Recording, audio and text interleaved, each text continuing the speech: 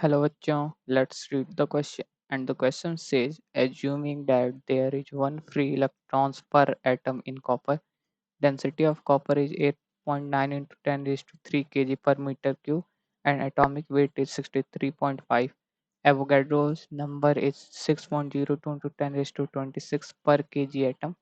If the current flowing through the copper wire is 1.5 ampere and its diameter is 1.2 mm, find the drift velocity of the electron. तो basically इस question को solve करने के लिए जो की concepts use होंगे वो हम लोग देख लेते हैं। की कॉन्सेप्ट्स, अगर हम लोग पहला देखें कॉन्सेप्ट इस क्वेश्चन को सॉल्व करने के लिए, वो है, हम जानते हैं drift velocity v d equal to I upon current density, sorry electron density मतलब कि electrons per metre cube into charge of electron into area. ठीक। दूसरा, एरिया सर्कुलर वायर एक सिलेंड्रिकल वायर होता है, तो जो उसका सरफेस होता है वो सर्कुलर होता है, तो एरिया इजकल टू क्या हो जाएगा, पाई आर स्क्वायर। और जो तीसरा पॉइंट है इस क्वेश्चन को सॉल्व करने के लिए, वो है सबसे इम्पोर्टेंट कि number of atoms per metre cube is equal to हो जाता है density into Avogadro number upon mass, मतलब एटॉमिक मास कैपिटल है। इन्हीं तीनों कॉन्सेप्ट पे ये क्वेश्चन सॉल्व हो जाएगा। तो चलिए अब इस क्वेश्चन को सॉल्व करते हैं। तो अब देखिए हम लोग, तो पहला अगर हम लोग निकालें नंबर ऑफ कॉपर एटम पर मीटर क्यूब, तो डेंसिटी हम लोग के पास कितना गिवन है, डेंसिटी है 8.9 इंटू 10⁻³ इंटू एवोगैड्रो नंबर है तो 6.02 इंटू 10⁻26 अपॉन एटॉमिक वेट हम लोग के पास कितना गिवन है 63.5। ठीक।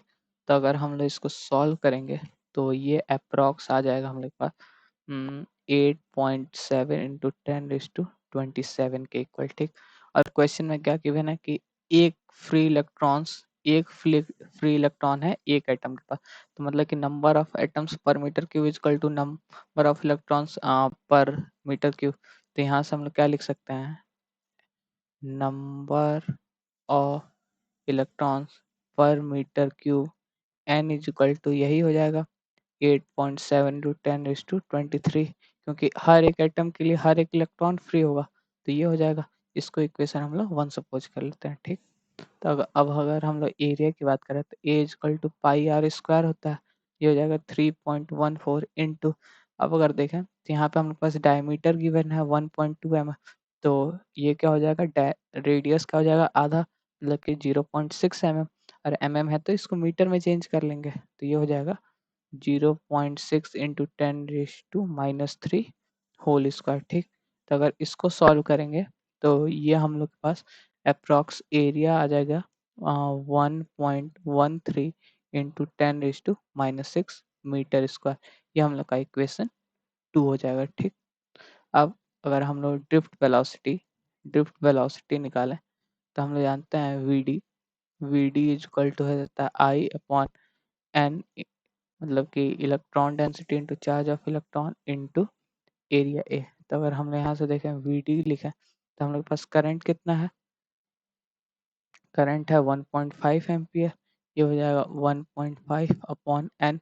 हम लोग के पास इलेक्ट्रॉन डेंसिटी कितनी है 8.7 into 10⁻² sorry plus 27 into charge on one electron हो जाएगा 1.6 इंटू 10⁻⁻19 इंटू एरिया कितना है 1.13 इंटू 10⁻⁻6। ठीक। तो अगर हम लोग इसको फर्दर सॉल्व करें तो ये वी डी इक्वल टू हो जाएगा 1.5 ऐसे रहने 8.7 इंटू 1.6 इंटू 1.13, हम लोग पास कितना हो जाएगा, ये हो जाएगा अप्रॉक्स 15.73 इक्वल। अगर हम लोग पावर कंपेयर करें तो 20 ये 19 प्लस 19 और -6 और -19, ये हो जाएगा 25, और ये हो जाएगा +2 ऊपर चला जाएगा तो -2 हो जाएगा, तो इंटू 10⁻⁻² हो जाएगा। ठीक। तो यहाँ से यहाँ से तो यहाँ से हम लोग वी डी क्या लिख सकते हैं, तो वी डी इजकल टू क्या हो जाएगा इसको अगर डिवाइड करेंगे तो ये हो जाएगा 0.095 इंटू 10⁻⁻²। तो इसको ऐसे भी लिख सकते हैं, V D is equal to 9.5 into 10⁻⁻4 meter per second. ठीक, हम लोग का ये आंसर, यही हम लोग को सॉल्व करना था, तो ये हम लोग का आंसर आ गया। हम लोग को find the drift velocity of the electron, तो यही हो जाएगा drift velocity of electron. So the final answer is 9.5 to 10⁻⁴ metre per second. Hope you understand it well. All the best. Thank you.